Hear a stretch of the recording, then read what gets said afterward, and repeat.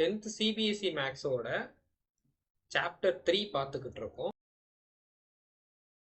இந்த ஈக்குவேஷன் பாருங்களேன், 2 rails வந்து represented by a linear equation. அது இது ஒரு ட்ரெயின், இதே மாதிரி இன்னொரு ட்ரெயின் ஒன்று இருக்கு.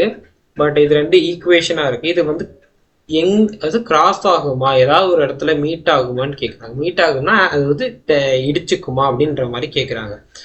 ஸோ அப்படி இருக்குமான்றதை நம்ம வந்து மேத்தமெட்டிக்கலாக சால்வ் பண்ண போகிறோம் இந்த ஈக்குவேஷன்ஸை வச்சு.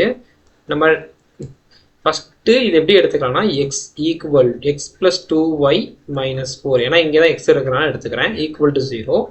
ஸோ இந்த ரெண்டு டேர்மே அப்படியே அந்த சைடு கொண்டு போயிடுவோம். X equal to minus 2y plus 4னு வரும். இதை எடுத்து அப்படி இந்த இதில் சப்ஸ்டிட் பண்ணுவோம். 2 times of minus 2y plus 4 plus 4y minus 12 equal to 0. So minus 4y plus 4 minus 12 equal to 0 வந்துருமா? சாரி, இங்கே 4 கிடையாது, 8. So இங்கே ஒரு 4 வந்துச்சு, 4y யூஸ் பண்ணிட்டோம். 4y இதுவும் கேன்சல் ஆகிடும்.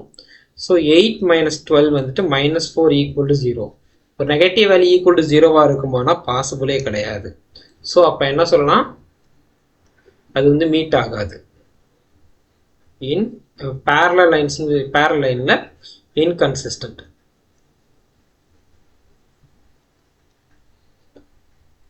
அப்படி சொல்லி முடிச்சிடலாம், அவ்வளோதான். இது வந்து எந்த ஒரு இடத்துலையும் மீட் ஆகாது. So okay.